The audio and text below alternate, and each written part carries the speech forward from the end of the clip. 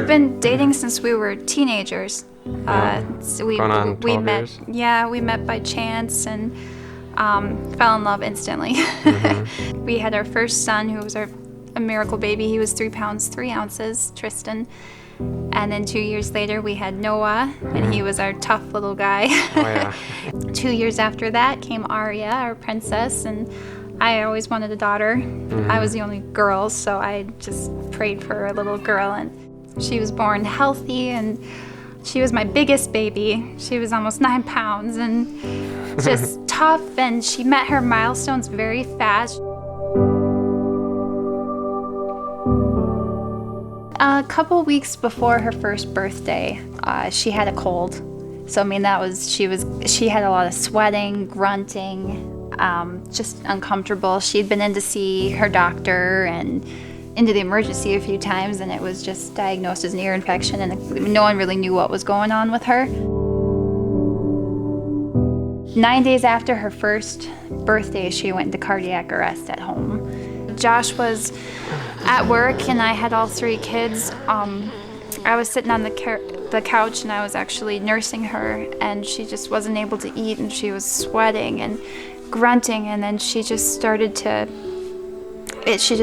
shake, and I didn't know what was happening, and then she just went completely stiff and unresponsive, and I instantly just put her on the ground and started performing CPR, and the boys were there, and they were running around, and I was like, you guys have to go to your room. And then they're like, is Aria dying? They were terrified, and they started crying. I'm like, go to your room right now. And I called the ambulance, and I couldn't even talk to them. I gave them my address, and I said, you just need to get here now. I'm doing CPR, and I can't talk to you. And I just kept going until finally she would come around a little bit, and then she would become lethargic and just go back out. And I just kept going until finally she was breathing again, and they brought her up to Duluth, and they did a chest x-ray and noticed her heart was enlarged.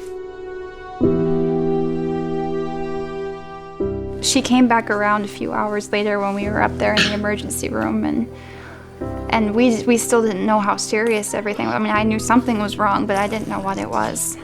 And she started to have what seemed to be a seizure, and they had to urgently fly us to Children's Hospital in Minneapolis. So we were airlifted, and I had to beg to go.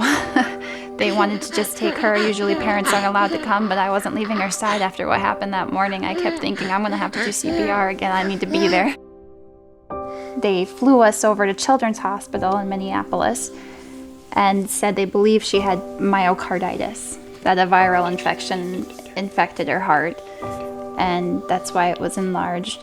She had another seizure right as we arrived, and they made me leave her side there, and I had to sit in a room, and I was in Minneapolis all alone. I had nobody, and it was 3 in the morning, and I had already had an eventful day, and I was just in a strange place all alone and terrified because I couldn't see her, so I didn't know if she was dying. I didn't know what was happening. And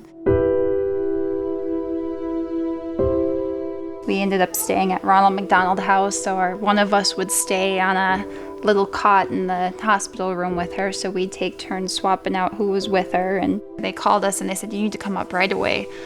So we went upstairs, and we could see her, and her stomach was bloated, and we could see 2 men that were just performing CPR on her, and that lasted 90 minutes until the surgeon got there, and then he had me sign the papers saying, we have to put her on life support or she's not gonna make it. And then she was transferred a week later to... Life flighted again. Yeah, life flighted again to Mayo, Rochester. So then she remained on life support for 101 days until she got her heart transplant. When they told us that, they had this heart, and that this heart was just gonna be perfect for her, they're like, it's a very strong, very good heart. The staff was so excited to tell us. They all had big smiles when they came in, and they said, we got the call. And at that moment, I thought I would be happy, but I was so scared. I was terrified. I'm like, she's gonna go into the operating room. I don't know if she's gonna come out. I don't know how it's gonna go. It was very scary. And then I was thinking about the other family, and I knew somewhere there was a baby that was, that someone was losing their baby.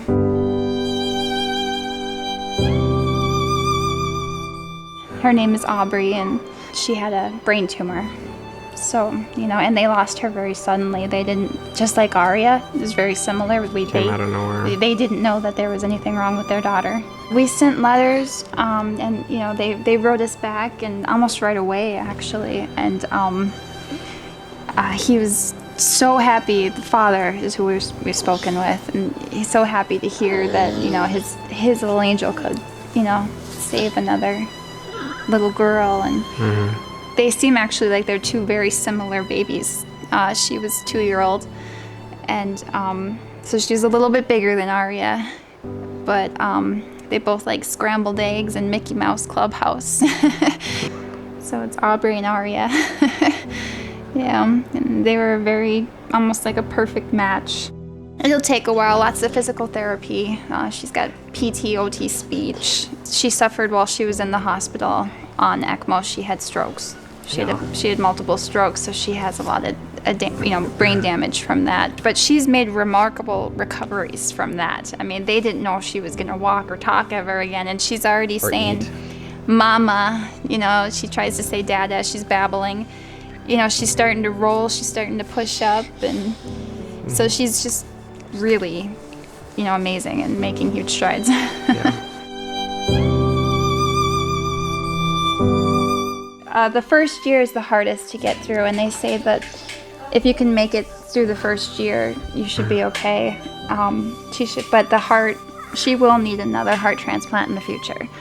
And they say it, you know, it's like 1 to 15 years on average for a heart transplant, you know, and then she will need another. Well, a couple hundred people came to the Belgian Club in Superior for a great cause tonight. The whole community, Duluth, Superior, there's tons of people just pulled together to help us, and a lot of them didn't even know. It was amazing. We are so thankful that our friends and family and the community had this benefit for us. It helped out enormously, and we can never say thank you enough, you know, for their help and prayers.